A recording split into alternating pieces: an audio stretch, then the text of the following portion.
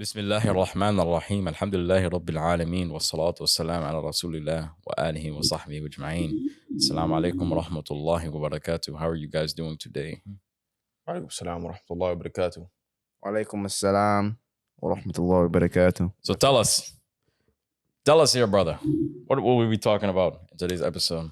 So we're talking about what brought us closer to Islam and like the way our life experiences had an effect upon that. You know, the plan of Allah subhanahu wa ta'ala in guiding us back towards Him and finding the mercy of Allah and the guidance of Allah and the power of dua and how all of these things played a role in us being like where we are today, essentially. That's beautiful. I'll address the first What's question. first? The Wait, one what? about what made us closer to Islam. You know, You mean you? Because you Me. can't speak for us. yeah, of course. I was just restating the question. Dude, go ahead, man. For me, ironically, allow me to finish before you interrupt me. It's I hear a lot of waffling here. you know, human beings we have the ability to ask the question why. Mhm. And that's something that's not like common without other life forms. We have the ability to question why. Why am I doing this? Why am I here? Why are you ugly? Why am I handsome? We have the ability to ask why. And then it all leads back it all leads back to, like, you know, our creator, subhanAllah. And that for me, it just made me get close to my religion. I know no matter what, I'll always have the answer to my whys are with the one who created me in the first place. I say that's a good answer for right now, but you have to think back to who you were before. What? You know, what sparked the interest to learn about Islam, to start praying, to start making dua, to understand that, you know, Allah is your Lord and that He is one and that the last day is true. Even though you were born Muslim, you still had to find Allah. So what did it take then? See, right now you're giving an easy answer. The answer that you're giving right now is like the answer that you feel right now. But what did you feel then? Like that sparked your interest, like the thing that changed in your heart, you know, that changed your heart from a diseased heart to a heart that's guided by Allah subhanahu wa ta'ala. I got you. No problem.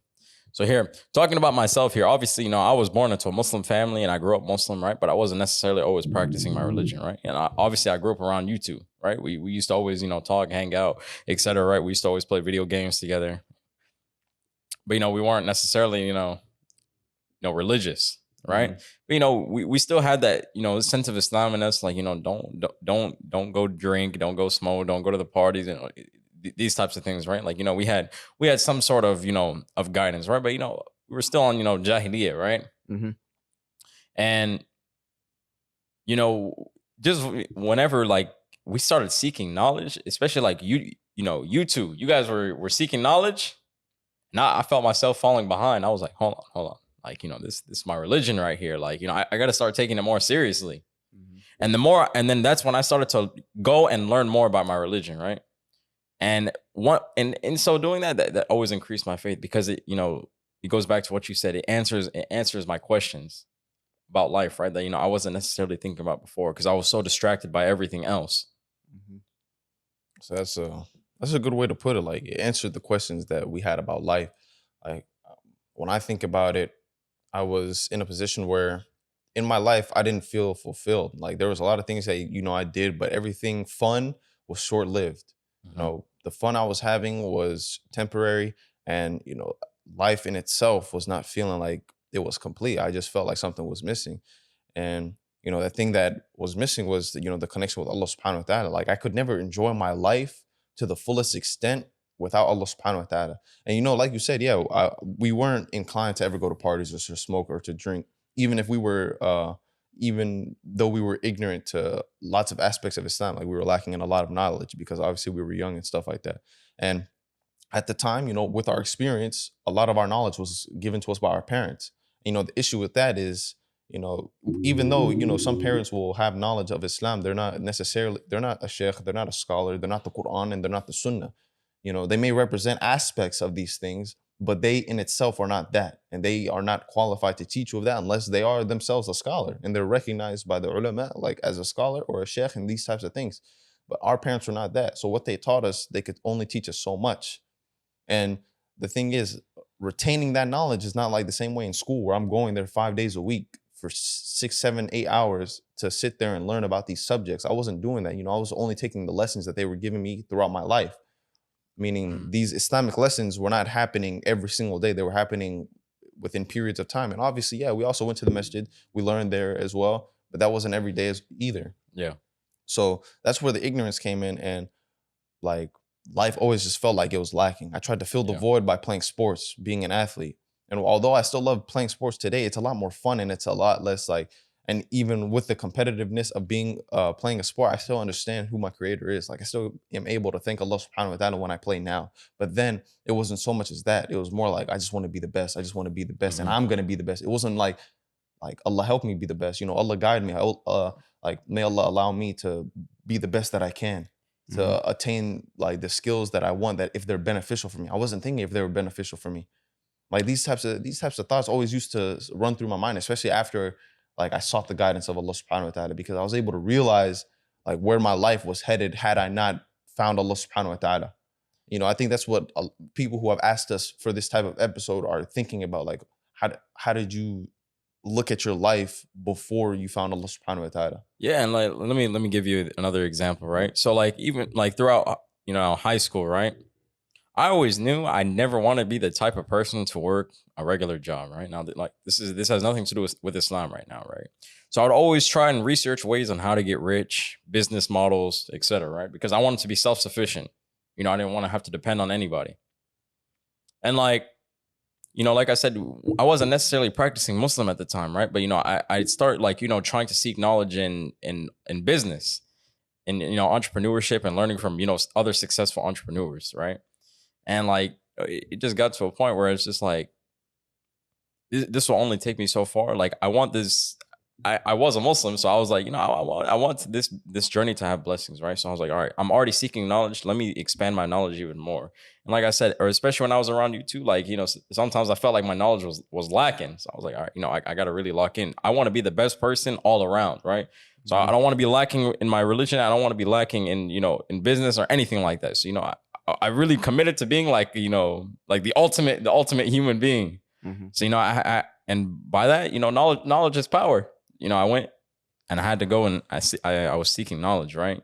And I saw like a lot of the principles in Islam is what makes a successful person. A lot of these entrepreneurs, they bring up, you know, from their success stories, these are all things taught in Islam, like surround yourself with good people, or be grateful for what you have, you know, things like that, you know, things will come. And a lot of it is Islam already answered. And it's just like, you know, subhanallah. You know, the crazy I thing, had everything right in front of me.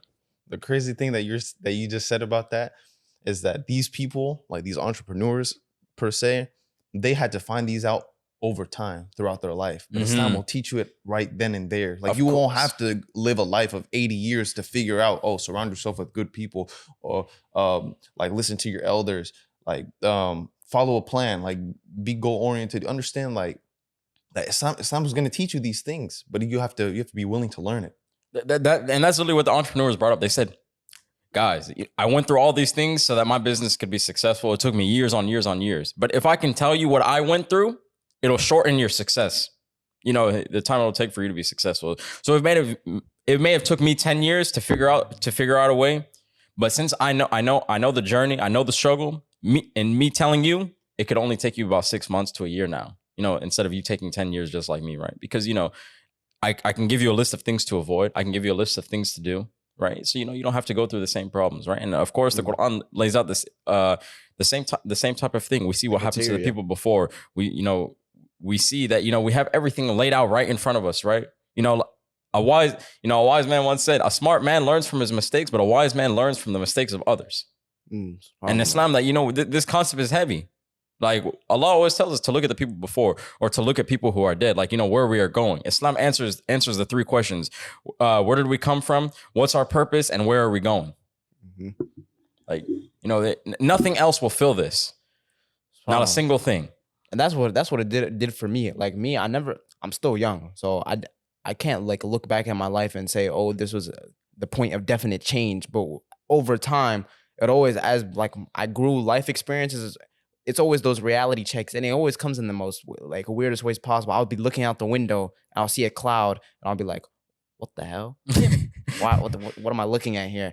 Or sometimes I walk outside to go and like retrieve something, and I'll look at my hands and I'll open and close it. Like I'm like, Yeah, like how how do I have control? Like, Like what I'm the really heck? real. It's crazy. I'll be like, I'm the realest out. You know, this is reality. I'll be like, man. And then I'll just be like, man, subhanallah, that's crazy. And then just for me, it just clicks in my mind. You know, I know there's a creator. I know he's the ever living Hayy al-Qayyum, and I know I have to worship him. And I know for me, it was uncertainty. I never like I could take a test and I could study as hard as I want for that test, but like me, like I would always wait and like I'll be uncertain in my result. And it was like I was lacking like something to have reliance upon. And that Allah, like knowing that there's a creator gave me that. I have trust. Knowing that my struggles like here won't go for nothing. Like if I studied for a test and then I failed, I'll be like, and I didn't believe in Allah, I'll be like, dang, I'm just a failure. I'm like, the heck? But like I believe in Allah, I'll be like, and that will move on to our next topic. Like, and I'll make dua for something. Or if I granted it or I'm not granted it, either way, that dua that I made was so beneficial to me, like I can't even comprehend it. Why? Because there is no dua that goes unanswered, or there's no dua that goes unresponded to, like that, like unresponded to. Because Allah will answer your dua. Maybe the answer is no, but maybe He'll grant you something different from it. Maybe He'll avert from you like a trial or a tribulation. Maybe He'll give you something even better on the Day of Judgment. You ask for a Lambo, He gives you Bugatti on the Day of Judgment. I like what you said about the certainty. Like the uncertainty is like studying for a test. Like that's how I started approaching tests after like the way I approach my life whenever I had Allah subhanahu wa ta'ala with me is that I was like, okay, if I fail a test, like, you know, qadar Allah, like it's the plan of Allah. Like, you understand? Even if I study, if I don't study, I'm sitting here like it's on me. It's okay.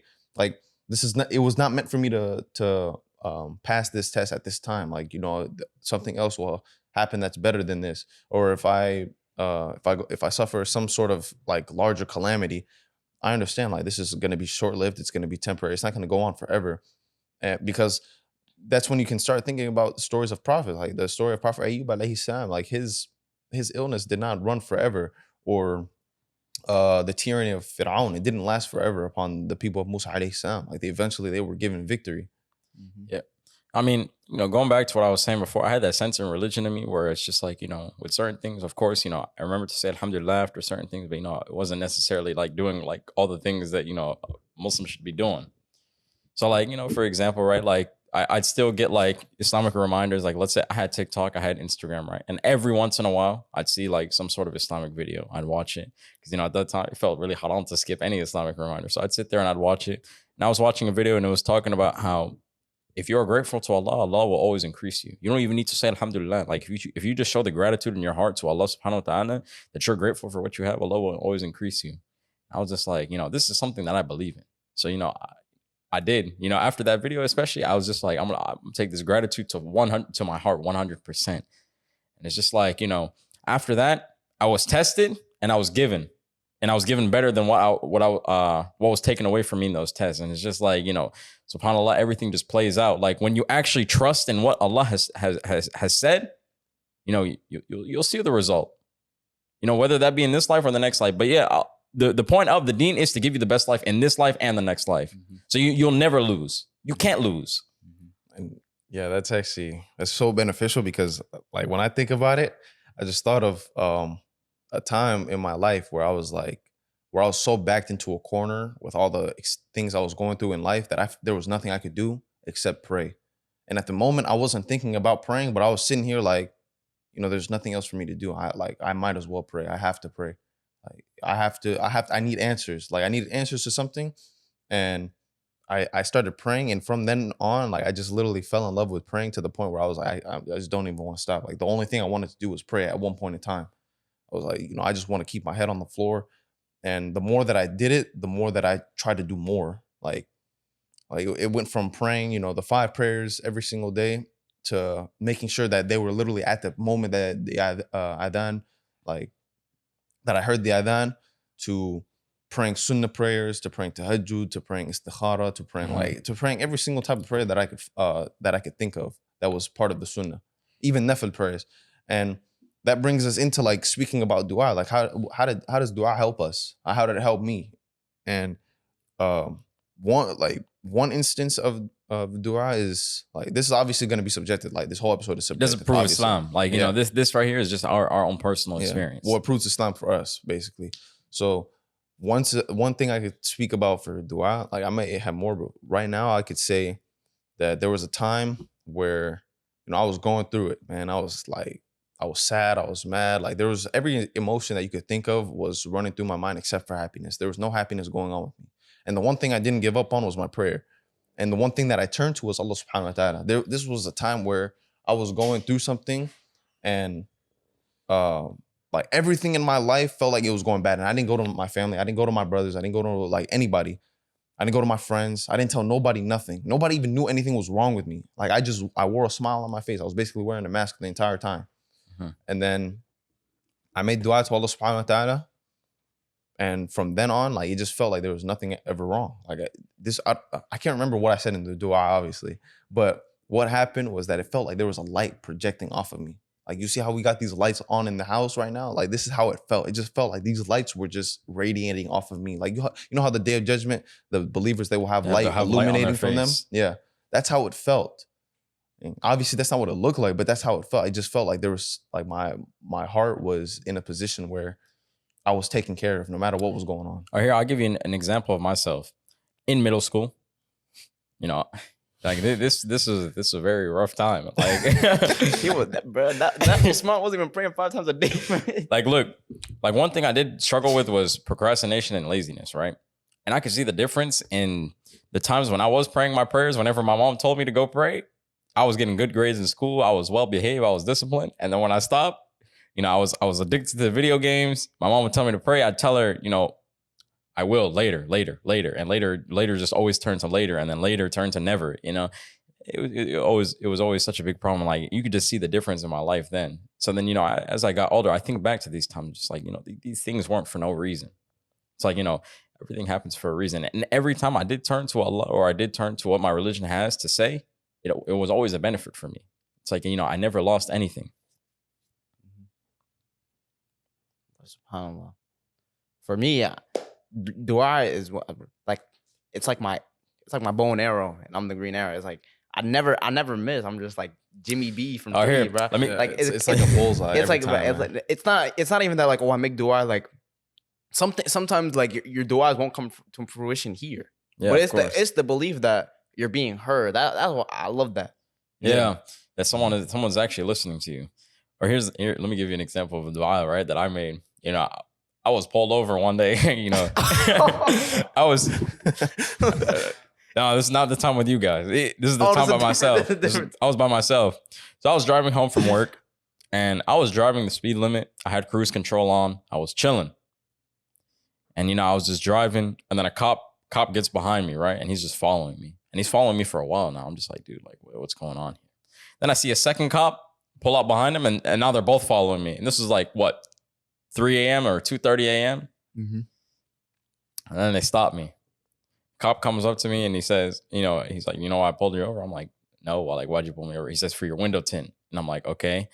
So I gave him my credentials. He goes back, he runs my stuff. And this is like towards the end of the month. And they say usually towards the end of the month, like cops write the most tickets, right? So, you know, he comes back and he says, you know what, man, I'm just going to let you.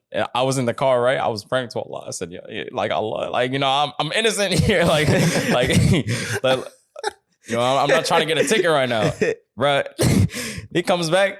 He says, you know, my printer's not working. So I'm just going to let you go.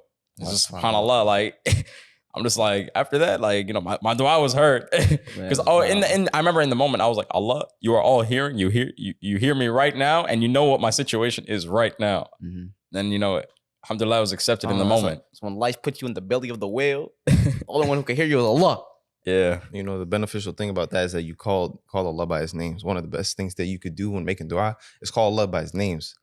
Like I remember what you said earlier, Osman, speaking about when you make dua, it's the idea that you're being heard by Allah subhanahu wa ta'ala, by the everlasting. Yeah, it's not that you're being heard by fulan. It's not that you're being heard by like your neighbor. I don't care if my neighbor hears me.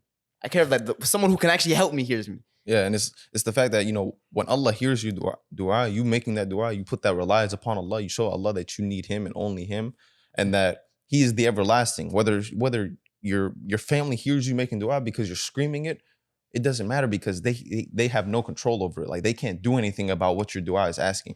And it's also the feeling inside your heart, that the clarity that you get when you make the dua, because like you were just heard, and that you will receive an answer from Allah subhanahu wa ta'ala, whether it is in your favor or it's gonna relieve you of something later, or if it's gonna bring you something better in the future. That type of security that you have, you only have that when you have Allah subhanahu wa ta'ala. And only the Muslim can speak about this type of experience, because we understand that, our reward is here and in the hereafter as well. But here, just look at the significance of this. When you make dua, it is always heard, right? And it could be granted for you in this life or the next life. Why wouldn't you want to sit here and spam dua? Like, all day, just spam it. Imagine your life can go from 100 trials and tribulations to 1 to 5. Yeah. Like, imagine you were meant to be tried for your whole life, but you constantly make dua, and your duas, the things that you're asking for aren't always accepted. But yeah, you're not going through as many things as you should be, or calamities were avoided, or And it's that reliance upon Allah. That's what makes someone certain. That's what makes someone walk into the room and know that no one's gonna touch him. Why? Because his reliance upon Allah is through the roof. Yeah, like I give you an example of one time, I was being threatened, right? Mm-hmm. And this is at school, right? And I walk outside, and like this is of course now, like when I started learning about Allah more and more, I'm just like, dude, if the whole nation was after me and Allah did not will for them to hurt me, they cannot do anything, and vice versa. If the whole nation wanted to protect me and Allah wanted to punish me, then it'll happen. So I put my trust in Allah. I'm just like, these people, they can't hurt me without the will of Allah. So That's what Allah subhanahu wa ta'ala said about the Prophet alayhi salatu wasalam. If he had made up anything of the Quran, he said that he would have seized him, and none of you would have been able to protect him from the wrath of Allah subhanahu wa ta'ala. And one thing speaking about violence, basically, is I know that before Islam, or even if I was not one who was fearing of Allah, I'd obviously be someone who's like, okay, I'd be ready to fight in any situation, basically, just because that's the masculinity of a man. They want to feel dominant. They want to be propensity of a man. Yeah, they want to be able to feel like that they're above other men, basically, especially if they have a woman and they want to show that they can protect them. But for me, being a God-fearing man, I can sit here and I can get into a situation and I can de-escalate it, because I'm like, it's not worth it. This is not worth my iman, because the anger, that kills your iman. It's good because you're not going to remember Allah in that moment. You're going to think about the anger that you have towards a certain situation or a certain person. Mm-hmm. And that's where you start to do things that are rash and irresponsible. But when you fear Allah, it'll bring you back to earth. Like, it'll level you and it'll humble you. That's what Islam brings. Islam brings the humbleness. Nothing else will bring that humbleness. When you're angry and you're thinking about fighting someone, you're going to be cocky. You're going to be overconfident, and you're going to overcompensate for your anger. You're going to try to destroy this person and make a statement like, don't ever mess with me again. You're going to say things that you didn't mean to say. You're gonna hurt them in a way that you didn't mean to hurt them. Well, if you were thinking rationally and normally, you wouldn't do any of these things. It's the beauty of Islam for me to walk away from any situation and say, I'm a God-fearing man, leave me alone. And then imagine that's the end of it. But imagine if you were to give in to your desire and your anger, and imagine if you were a weapon of mass destruction. I'll give you another example of myself. Like, I remember I was at work. It's Ramadan. I'm fasting. Coworker, he was testing me. And he actually, I think we're locked up. He actually, like, I'm not gonna lie, like he actually, he got me heated inside. But I said, wallahi, the only thing that is stopping me from lashing out or hurting this man or saying something that I'm not supposed to be saying is the fact that I fear Allah and I'm fasting right now. Like, that is all you need. Literally, some people might think of that like, oh, so that's it. So otherwise you would have beat him. Like, yes. So like, what do you mean? Yes. Like, what else is stopping me? Yeah, exactly. People be like, the reason why I'm a calm person now is because I'm settled down with this girl now. Man, to hell with your girl, man. Your girl is not going to be here forever. Yeah. Allah is everlasting. So if anything is to be a reason on why you do something, Allah is going to be the reason. Not your mother, your woman, your kids, whatever. Those things are blessings from Allah. You know what's beautiful about these types of situations? One time I was in the masjid, And I know it's a weird place to talk about altercation. I was in the masjid. There was two men. They had an altercation. They were arguing. And then everyone in the masjid turned around. Dude, I'm sitting down, crisscross applesauce. And I look back over my shoulder. I'm like, because they just made adhan. So we're in between iqamas. There's people praying sunnah. These two people, they're arguing. And everyone looks. And then there's men rushing. And like, the people that are arguing. But then, like, not even 10 seconds into the altercation, they start saying the statement. They start saying like, "Asta'idhu min ash-shaytan," like, seek refuge from Satan. Remember Allah, adhkur Allah, adhkur Allah. Allah, subhanallah, what do you do? Like, they just, all you hear is Allah's name being thrown around. I'm like, man, these guys spitting. And then the same two people that were arguing, they went and they prayed together. They went and prayed side by side. They prayed shoulder to shoulder. They went and prayed, and then they made up right after. I was like, man. That's what I'm talking about. See, when I think of situations that I've been in, like altercations, I'm sitting here like, I remember certain, and I'm like, okay, this one I could have avoided this. But there's only probably like two where I was like, okay, see, I was in the right here because I was defending someone for the sake of Allah subhanahu wa ta'ala. Like, in the moment I was sitting here like, yo, I can't let this person, I'm defending other people against someone else. So I'm like, basically, it's like a situation of bullying. I'm not going to be a bystander. So I step up for someone else. In that situation, I did it for Allah subhanahu wa ta'ala. But then there's others where like I could have avoided an entire altercation. And like, you avoid the embarrassment. Like, either the embarrassment of you either getting beat up or the fact that you're going to regret it later on. And I remember us being in a situation with all our friends, and I'm the one who sat there like, yo, you have to remember Allah in this moment. Like, fighting is not the situation that is at play here. It should never be on your mind. Fighting should be the last thing on your mind. The Prophet ﷺ took how many years until he actually he put up the swords and the bow and arrows?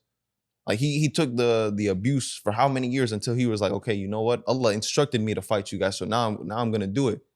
And Allah will give you victory in that moment. But when you choose to take matters into your own hands, then leave the guidance of Allah subhanahu wa ta'ala and like say, okay, I'm just going to fight this person just because, they're threatening me or whatever. In a moment where you don't have to, then don't be surprised if you lose. Because the one who fights in the cause of Allah, they're never going to lose. Because what, you kill him, you make him a shaheed. If you win the battle or you win the war, then Islam prevails. Regardless, Islam prevails because you'll either prevail in the hereafter or you'll prevail here. SubhanAllah. SubhanAllah. Yeah, That's what that's remembrance and the reliance upon Allah subhanahu wa ta'ala does to a man. Fortifies them. See? And a woman. Fortifies them. It shaped us. It's protected us. It's guided us. If we were to seek honor through any other thing, Allah would humiliate us again. I mean, it was just like, whenever I'm out in public, especially because we live in the West, bro, I'm sitting here like, man, there are so many situations that we could get ourselves into because we're young. Sometimes we could be hooligans. No, it's like, what's it called? No, then we all sit in the car. And we're just sitting here like, man, they're lucky we fear Allah. No, remember when we were at Three Brothers, right? Yeah, when we were out getting food, right? And we were driving, and some guy, he has the audacity to come and flick us off. The three of us. We didn't even do anything to this guy. He just flicks us off. We just look at each other and say, and the first thing you said, that guy is so lucky we fear Allah, because if not, then we would have all got out the car, would have beat him up. I mean, it'd be a whole different situation, yeah, because like, when you fear Allah, these things aren't worth it. It's not worth you sacrificing your iman just to go prove a point. Like, nothing is worth your connection with Allah subhanahu wa ta'ala. And anything that is not permissible to you could sacrifice that connection you have with Allah subhanahu wa ta'ala. Like, anything that's not beneficial to you. Is me going to fight this person right now just because he did that? Is that going to help me get closer to Allah? Is that going to help me establish prayer in a better manner? Like, have more khushu in my prayer? No, it's not. I'm pretty sure the Prophet the best of you is like the one who controls the anger. Yeah. Like, yeah. This is a very important thing. So that's something important to think about. Like, I know we were talking about our experiences, but now it's time for like whoever's listening or watching this to think about your experiences. Like, what's bringing you closer to Allah subhanahu wa ta'ala? And like, what experiences are you going through in life? Are you sitting there and you're thanking Allah or seeking the guidance of Allah, seeking the help of Allah, making dua to Allah? Because the power of dua is unmatched. It's underestimated by a lot of people. And also, like, the experiences that you experience, reflect upon those experiences, good or bad. Why? Because if you don't, experiences that go unreflected upon, what are they? They just become memories, and you don't gain any more knowledge as a person. And knowledge that's unacted on is just foolishness. No, here's the thing though. Like I said, like, I had some sense of religion, right? So, one thing I did know, like, I always learn from the mistakes of other people, and that's why that helped me avoid a lot of situations that, could have ended my demise. Yeah, subhanAllah, correct. Like that is something that I did notice about myself. It's just like, I learned from the mistakes of other people. Yeah, it's like It's a gift, alhamdulillah. Well, see, the thing is also remembering that, like, I'm not seeking to impress or do anything in the sense when it comes to people on this earth. Like, I'm only the ally of the Muslim on this earth. Like, if you are my Muslim brother, if you fear Allah and you fear the last day, then you are my ally because you share La ilaha illallah. But other than that, there's nothing else I have to prove to anybody. The only thing I'm seeking to prove is to my Creator that I am, like, trying to earn your mercy. But you, like any other person, like I have nothing to prove to you. I have no sense to prove like, oh, I'm smarter than you, or I'm better than you at this, or I'm stronger than you, or I can beat you in a fight. Like that's not going to help me in any way, shape, or form when it comes to my deen, when it comes to me answering to my Lord on the day of judgment. Because I don't want to have that level of arrogance, that level of overconfidence in my heart. I want to have only the humbleness and the sincerity to Allah subhanahu wa ta'ala that, like, I believed in you and I believed in your messenger and I followed your commands. Mm-hmm. And that's all. SubhanAllah. Yeah, SubhanAllah. And with that being said, that's going to close out this video. I want everybody to think about, like, your experiences and think about, like, you in the past, how you would, like, react to certain situations that you go through now. And, like, if you go through situations, like, better now, like, compare like your life, like, reflect upon your life, just like you're supposed to reflect upon the Quran, reflect upon your life, like, while you were seeking the guidance of Allah and when the guidance of Allah had reached you, that type of stuff. And with that being said, Assalamu alaikum wa rahmatullah. All right, guys, make sure you like this video and share this with your friends and family. Make sure you subscribe, turn on post notifications, hit that bell icon. And we're still students of knowledge. We're not scholars. We're open for correction. Assalamu alaikum wa rahmatullahi wa barakatuh. Assalamu alaikum wa rahmatullahi wa barakatuh.